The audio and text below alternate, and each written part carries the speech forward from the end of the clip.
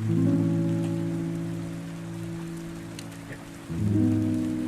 going to be doing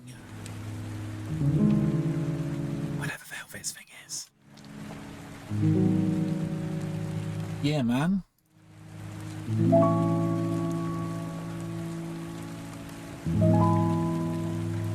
You're there. I'll do the voices. Off with you. You put you. You there. Off with you. I pretend it's a woman. How you doing, man? No, that's for troll, isn't it? Okay, so we've got those quests. There's one more up the top. Oh, look at the timer. It's 61 minutes. Maybe like cuts for last minute off or something. Okay, we got the quests. I think I missed one last time I was here, but someone shared it with me, so I guess. Oh my god, I'm still in tank mode.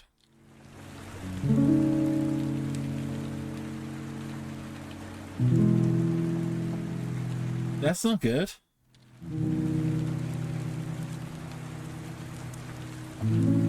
Let's get back into DPS, shall we?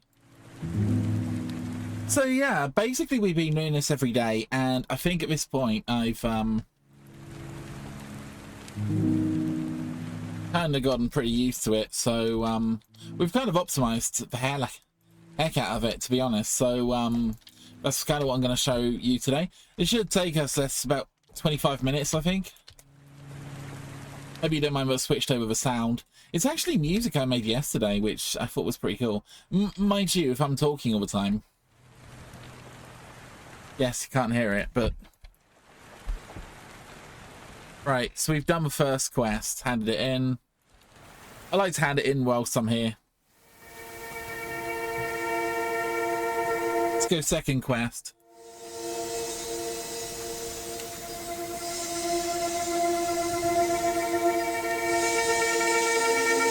Oh, I just seasoned our English shepherd's pie. Absolutely love a good shepherd's pie. It's such a tasty, wholesome food treat. If you don't know how it's made, I can give you a recipe, right?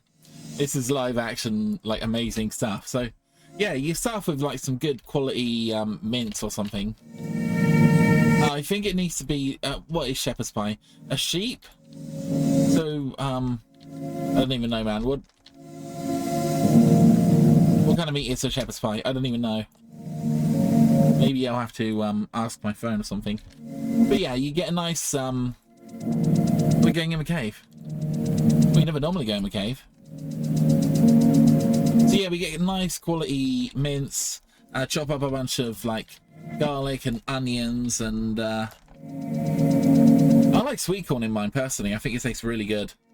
So yeah, lots of sweet corn and lots and lots of vegetables. So you want to maybe a few carrots chopped finely in there, and if you cook carrots for a long time, they go really, really nice. So yeah, some cooked carrots and what else can we put in there? Gosh, I'm salivating just thinking about this lovely shepherd's pie.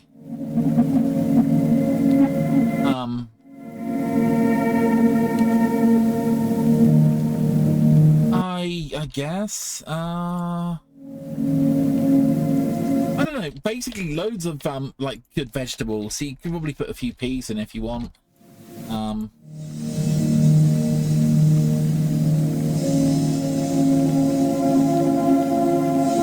why am I in tanky mode? Oh man, my armor's all messed up today. God's sake. I'm just offering moral support here today. I want warrior shouts and everything.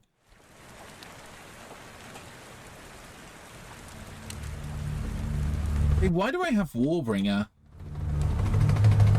Oh, I know why. Okay, so head is Endless Rage. Chest is Raging Blow. Oh man, I hate the way they did it in Season of Discovery. Why couldn't they have like a switch but will automatically change all of your talents or runes or whatever. It's just such a dumb way of doing it, you know. Blood surge on the waist, yes. What's on my legs? Yeah, consumed by rage. Rampage on... Nah, do, already on there. Okay, but it looks like it's, and then just on my cloak. Sweet, and we are all done. Let's go follow the other guys.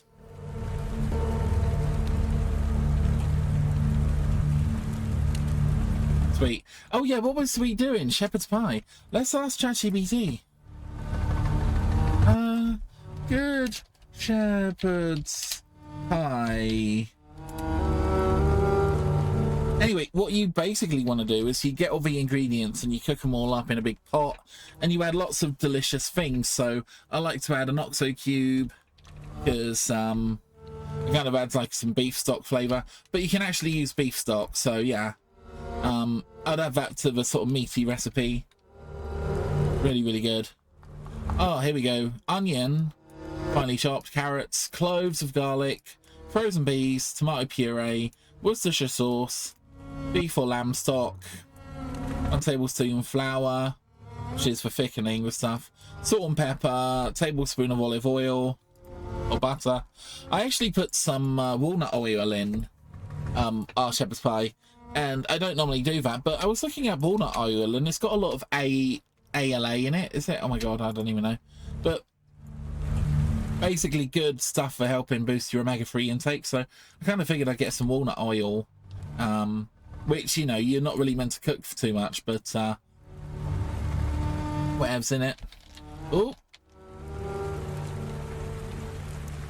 it should be fine, to be honest. It's just a shepherd's pie. So yeah, you cook up all the lovely ingredients and then you get a bunch of like potatoes and you peel them and then you like mash them and you basically add a bit of cheese and butter if you want to, and you make yourself a really good like mashed potato, and then you get yourself a really nice big baking tray thing, add in all the mince on the bottom, add in the mashed potato on top of that, so you're kind of creating like a layered dish. And obviously, you know, you have to pre-cook the peeled potatoes and all that. They're all like nice and lovely, and you don't have to make mash, I'm sure. And then on top of that, right, we add some cheese. Usually a good sort of cheddar cheese, I'd say, or something. But yeah, you get lovely sort of cheesy mash, and that sounds really good actually. But yeah, there's a lot of cool stuff that you can add to it to make it extra nummy. So like I say, lots of beef stock or something is really good, although you've already got the meat in it. But yeah, a little bit of gravy granules, just a few, make it extra nice. You're gonna think I'm absolutely crazy, but I personally really like sweet corn in it. Really good, really like it. So yeah, get a can of sweet corn. I also love beans in it, because then you kind of get the you know, like British baked beans, because then you get the contrasting flavour between the beans and the rest of the dish. And the beans are kind of sweet and the gravy's a little bit more savoury, so you know, you get the two together and you get a really nice taste. I personally think it's really good. I kind of had it at school a bunch of times, and I think a lot of eating habits are actually acquired at school, which is kind of why it's important to like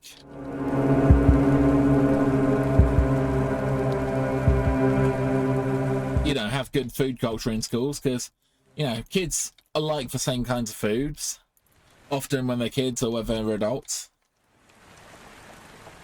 So yeah, food culture, man. But yeah, okay, one of the things I really like with shepherd's pie is actually green beans. So yeah, you back in the old days, we don't really get them so much. We get these stringy green beans, and yeah, basically you just boil them, or you know, I suppose you could steam them if you wanted to. But yeah, you get the nice green beans, and you chop the ends off, and you kind of chop the stringy bits off, which is kind of what my nan used to do. And then you literally just boil them. You know, you add a bit of salt basically, and you boil them for quite a long time, so they go quite like, not mushy, but they don't like have a kind of crunchy texture. And they're really, really good served on the side. My nan used to do the most amazing freaking cooking, honestly. She'd always use lard, which I actually think is probably healthier than a lot of seed oils and stuff people have today.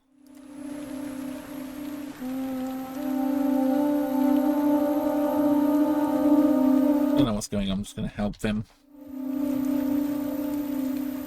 But yeah, I mean, apparently, I heard the other day, and this is kind of shocking, I don't want to go on too much about food, because, you know, the food lobby is really, really powerful, and they're kind of mean, and, you know, they'll eat people up and chew them out. Or I tell you what, I'm open to, like, taking money to give positive feedback on various food kinds, so if you want to be like, hey, you know what you should eat tons of is sugar, and, you know, just drop a donation in the box, and I'll be like, yeah, you should consume vast quantities of really unhealthy, I mean, super healthy food. Oh, I'm just joking, but, I've seen people are going this way.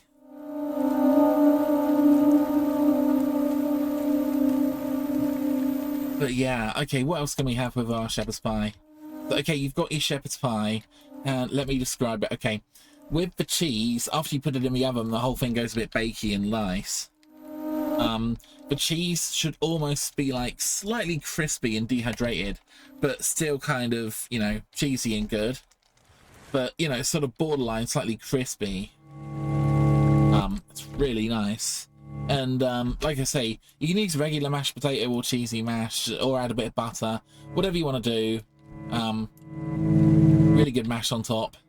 And yeah, the mince and all that stuff should be really nice, and you know, especially where you add a little bit of gravy if you want to.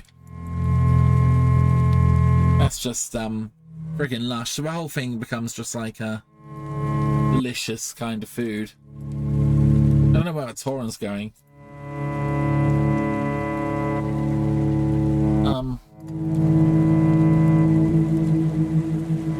Yeah, I'm actually quite hungry.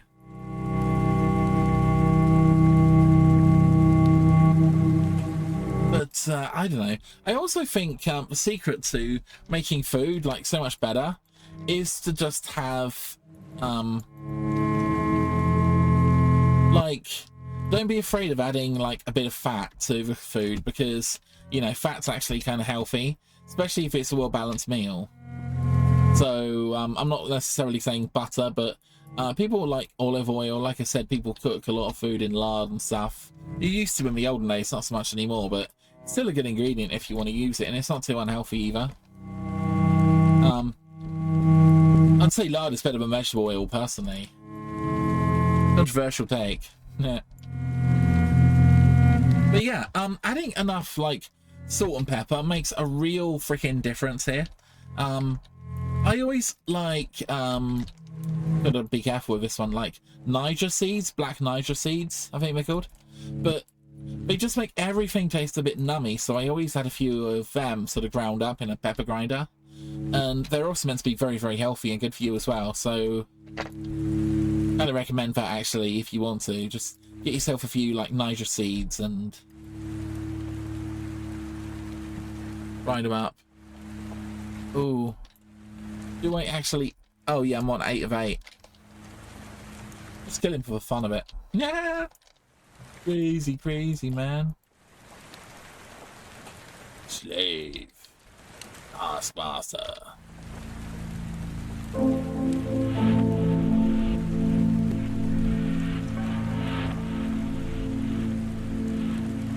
Oh, how long have we been? 46 minutes, so about 15 minutes or something so far.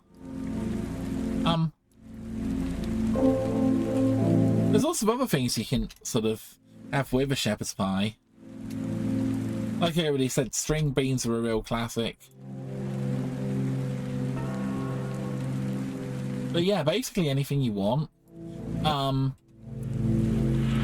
Now, if you want to make it super healthy, and I think British food generally is very healthy, one of the things I would recommend you do is basically bulk everything out with tons of vegetables. Like I was thinking the other day, the basis of most British cooking is actually garlic and onions. But more on the side of onions. You just kind of add them as like a starting ingredient, and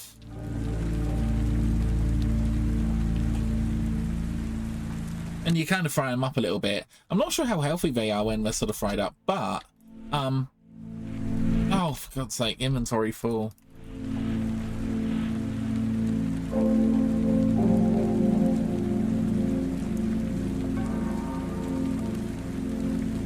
But yeah, I mean, I think one of the reasons, and okay, I'm just generalizing here, but I think one of the reasons why some countries like America kind of, or other countries too, kind of gain a lot of weight is because most of their food isn't actually vegetable based, and traditional British cooking really was vegetable based, you know. I mean, there was like a bit of meat in there for flavor, and you know, despite the stereotype, we do actually use like a lot of different spices and various things, but we use them like appropriately for the food. So for example, if we're making applesauce, we'd generally add cinnamon to the applesauce because it kind of helps you digest it. If you're having pork, you add applesauce to the pork, and again, that aids in digestion of the pork.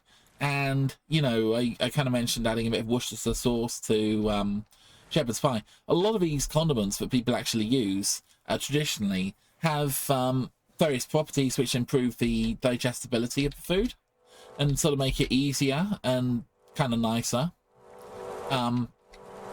Like mustard, for example, and you know, spicy food in general actually boosts stomach acid and stuff, which is super useful for, you know, digesting and stuff. So I don't know, a nice roast beef and mustard sandwich or something actually sounds pretty freaking good. But yeah, I don't know. So when people say, oh, you don't have loads of seasoning for your cooking, yeah, Brits actually do. We just like use it, you know, in an appropriate way typically. But anyway, I'll tell you what is really good though, horseradish. Oh yeah, just add a big dollop of horseradish to the side of your Sunday roast, and I love that stuff. You know, a few times I've even got like fresh horseradish, and I've kind of grated it, and I've made like fresh horseradish for the dinner, and oh my god, that stuff tastes amazing. I freaking love horseradish. You know, the Japanese kind of use wasabi, which is very similar to horseradish, although wasabi is a lot harder to store. So most of the horseradish and most of the wasabi you get outside of Japan is actually just horseradish with a little bit of green dye in it. Interesting fact. But I mean, the traditional diet had a lot of really good stuff in there, you know.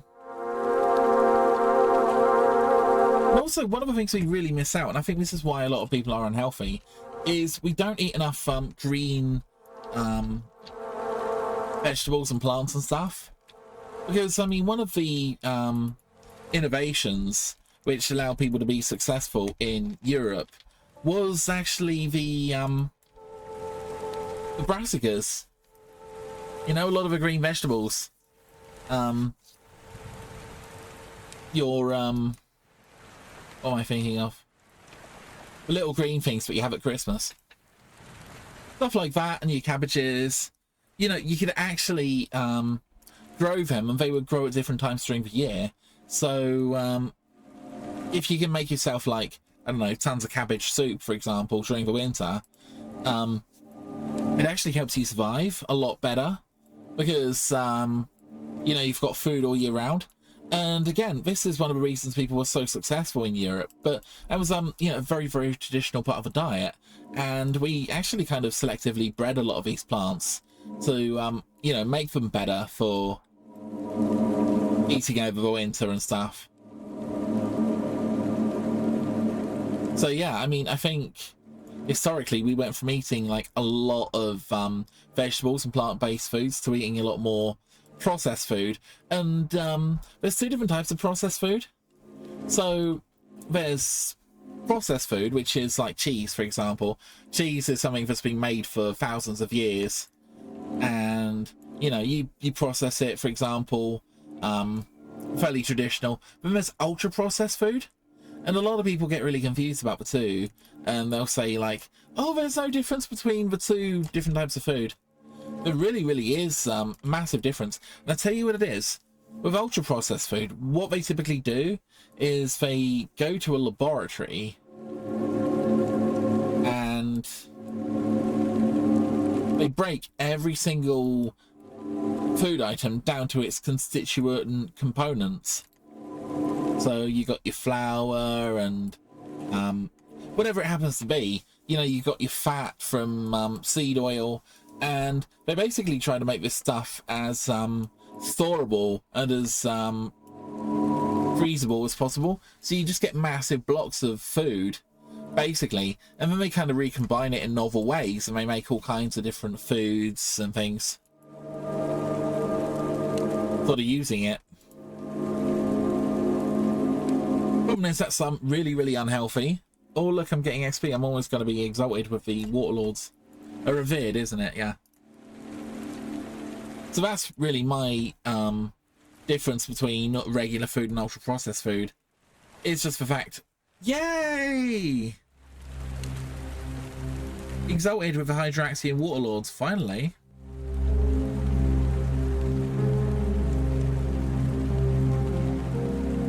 And that kind of stuff is really bad for you for so many reasons.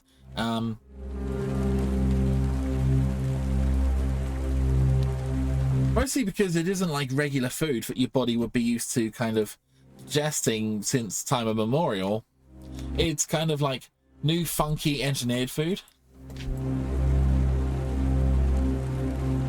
which tends to be a heck of a lot less healthy, you know. But anyway, I don't know. I like talking about food. It's fun. Food is cool. I'm hungry, which is probably why I'm talking about it. What should I do now? I've done my daily. Oh, let's go see the Hydraxian people. I'm gonna need my boots of awesomeness.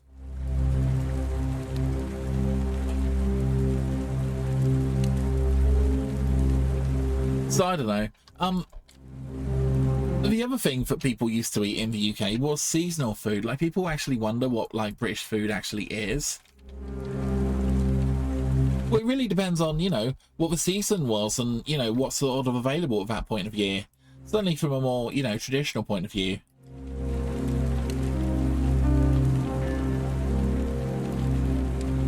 So I already mentioned there was lots of, I don't know, leafy greens and cabbage in the winter and stuff like that. Which, you know, was really nice. You can sort of cook it up into a nice nice cabbage stew or something. But yeah, I mean, there's like, I don't know, various wheat broths and all kinds of soups and lots of nice things that people used to make, and people still do make. And one of the things that was very traditional in Britain is actually making jam.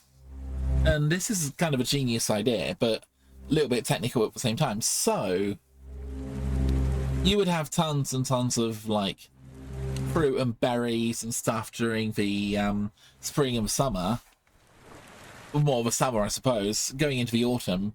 But in the winter you wouldn't really have so many of those, so you'd make jam in the summer when times were good and stuff, and then you would eat it during the winter when you didn't have that much food and you had to, you know, rely more on preserves. And there's all kinds of preserves that people used to make, and that way you're not kind of so reliant on seasonality, because you can kind of store the food. Same thing with cheese, you know. You could milk your cows or your goats or whatever, get yourself some milk, make yourself some cheese, and cheese will keep you going during the winter, you know. Stop you starving. Here we go. Let's Let's see. I think there was a nice trinket or something. Oh, what does this do? So we got Duke's Domain, which is a trinket. Oh, this is nice.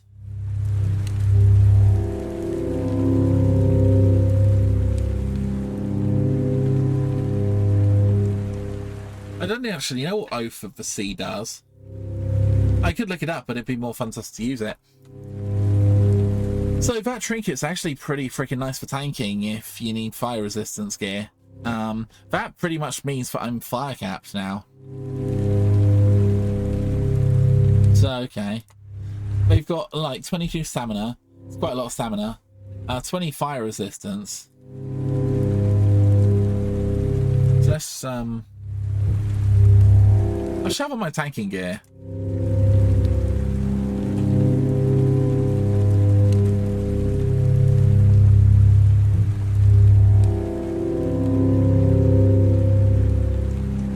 Let's swap this one out for that one. Swap that neck out for that. And 231 fire resistance. Okay, so I've got a ring here that gives me defense and stuff. Swap that out for my fire resistance rings. 246. Okay, so I'm not quite capped, but yeah, 246. That's pretty high fire resistance, to be fair. I mean, I might be able to do more. Let's see what it does then. Expand the Duke's Domain. Increasing fire resistance by 50 for 15 seconds.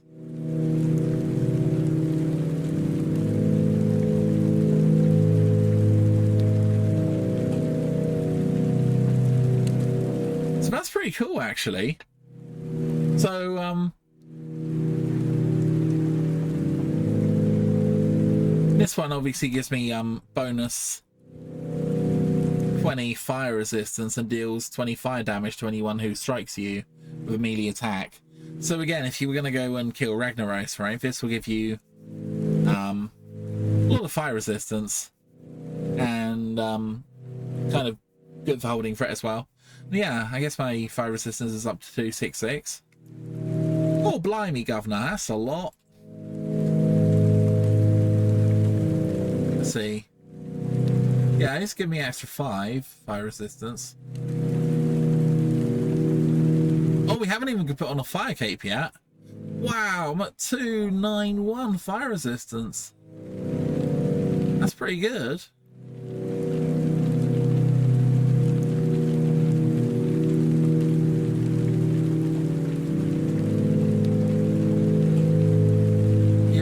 Yep. 291, I'd say that's pretty good. I'm not catching fire, man. I'm just actually going to save this as like my fire resistance set.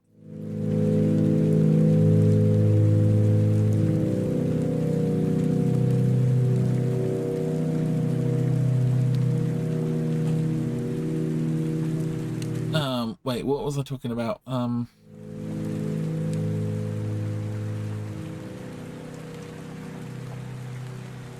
Oh, I don't know, whatever. Oh yeah, completely forgot. Let's see what Oath for Sea does. No way! That's me into a waterman. So you can actually go in the water.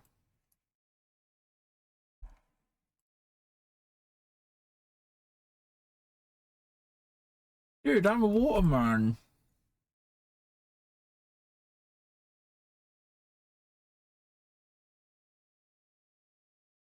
I swear back in the old days there used to be a waterman and you talk to them.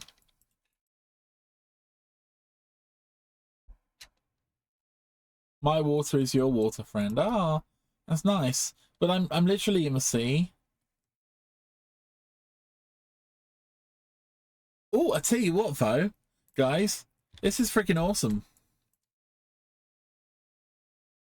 Like, this actually makes me like immune to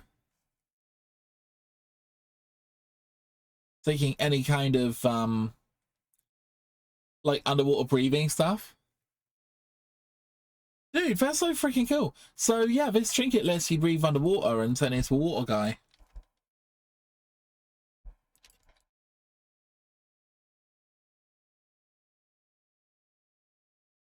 Oh, look how frustrating this is. There's a chest down here.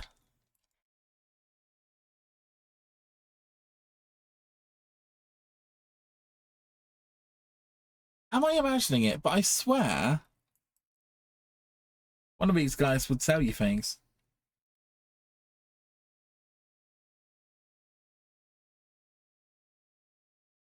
Okay, maybe I'm just completely mad. Perhaps you would tell me of your deeds, water elemental. I would be honored to know them. Oh god. Servant of whatever he is. Over there. But one of the things that I think would be pretty cool